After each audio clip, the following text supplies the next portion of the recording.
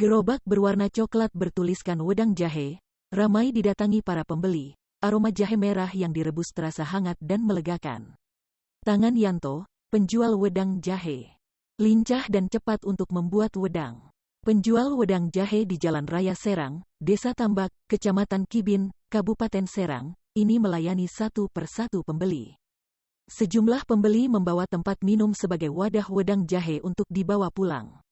Selama pandemi COVID-19, permintaan meningkat hingga 4 kali lipat, kata Yanto kepada tribunbanten.com di lapaknya, Selasa, tanggal 20 Juli tahun 2021, malam. Sebelum pandemi COVID-19, Yanto mengaku membuat wedang jahe sekitar 40 liter dalam beberapa jam. Sekarang, dia bisa membuat wedang jahe hingga 180 liter. Yanto berjualan pada pukul 8-12.00. Setelah itu, dia akan mulai kembali berjualan pada malam hari pada pukul 20.00 sampai 22.00.